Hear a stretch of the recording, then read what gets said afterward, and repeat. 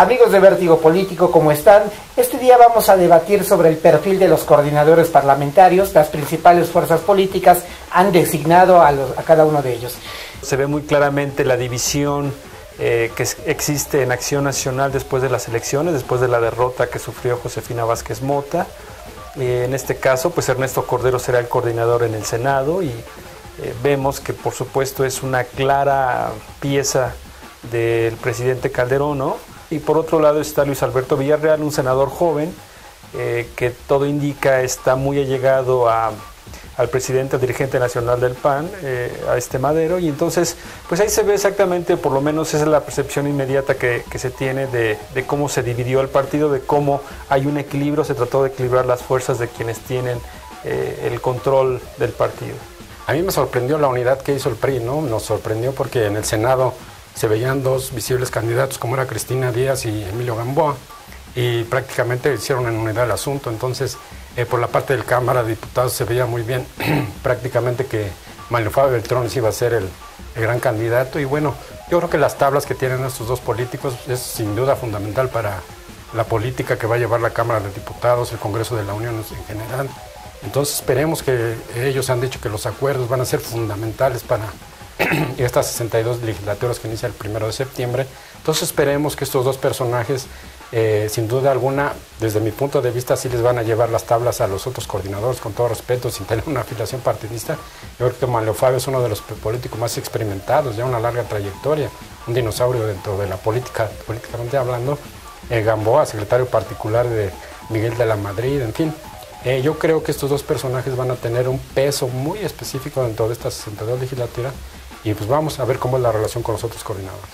Bueno, en el caso del PRD yo creo que sí es una gran incógnita, más que preguntarnos, más que admirarnos de quiénes llegaron, yo creo que habría que ver quiénes no llegaron, ¿no? Sorprende que en el Senado tenían personajes de la talla de Manuel Camacho, de Alejandro Encinas, de Alejandra Barrales, de Mario Delgado, y ninguno de ellos, ¿no? Alguien de Nueva Izquierda, sí es cierto, la corriente mayoritaria interna del Partido de la Revolución Democrática, pero pareciera ser que lo que quieren es no tener a alguien muy mediático, que por sí solo jale los reflectores, y mejor a alguien que dé la cara nada más. De bajo perfil, ¿no? De muy bajo perfil, lo mismo en la Cámara de Diputados con Silvano Aureoles. La importancia de la experiencia que hayan tenido para legislar, bueno, en el caso de Cordero no la tiene, ¿no? Ha sido siempre funcionario público.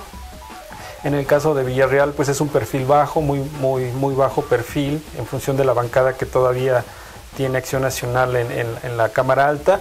Entonces yo creo que ahí, en efecto, yo creo que es importante la experiencia de negociaciones, ¿no? La experiencia política, pero bueno, finalmente en el caso del PAN pues es la segunda bancada, es la que más diputados tiene después del PRI, la segunda minoría. En el caso del Senado igual pasa lo mismo. Entonces pues hay una fuerza política que tendrán que aprovechar. Yo no les veo tamaños a los panistas.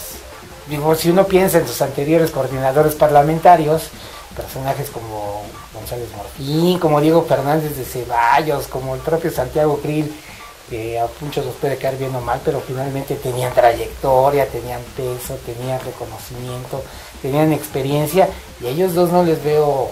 Lo único que me acuerdo de Cordero es de que dijo que con 6,000 pesos alguien podía vivir bien. En el caso de los priistas, yo no les diría que tampoco son los grandes personajes, ni siquiera pensaría que lo que vayan a hacer bien, que seguramente les va a salir, sea por sus grandes dotes de negociadores. Finalmente van a tener una bancada mayoritaria junto con los legisladores del Verde y del PANAL, entonces tampoco anticiparía que tienen grandes méritos. No tienen el mérito de haber aprovechado bien su estancia en el gobierno y en el Congreso, ¿no? Pero más de eso no los veo como los grandes impulsores o los grandes reformadores. En los últimos 30 años hemos visto que los proyectos legislativos casi han ido encaminando en los mismos asuntos, ¿no? Que la reforma estructural, es que el proyecto laboral, que el proyecto energético, y sin embargo no hemos visto que sean proyectos legislativos que salgan a flote, ¿no? Pues desde mi punto de vista, para los priistas, ojalá y sí sepan negociarlo, ¿no?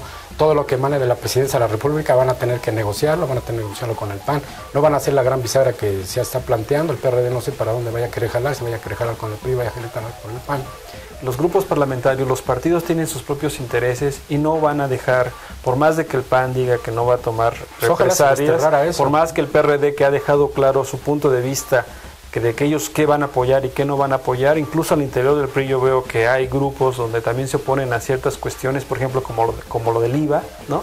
Ese es claro que ellos van a actuar con pragmatismo, por más allá de que tengan las buenas intenciones, no va a ser tan fácil la negociación. Pero ojalá y no creo que eso, porque yo creo que a estas alturas de la jugada, un país ya más moderno, más politizado, eso de andar pintando al país de banderas rojas, amarillas o azules, ya no encaja, ¿no? Yo creo que los coordinadores o la gente que llega al Congreso debería ser más madura, tener capacidad más de negociación. O sea, yo creo que ya no estamos para jugadas de querer pintar al país a fuerzas de una bandera legislativa de una forma. Se supone, ¿no?, que son gente con experiencia. Gente, ¿no?, con experiencia en la que llega.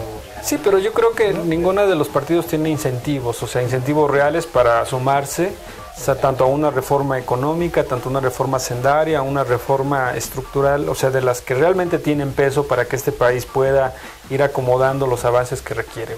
Amigos, muchas gracias, esto fue todo. No dejen de consultarnos en vertigopolitico.com y les recuerdo que la edición impresa de la revista Vértigo aborda precisamente estos temas, los perfiles de los coordinadores parlamentarios de las principales fuerzas políticas. Muchas gracias, hasta luego.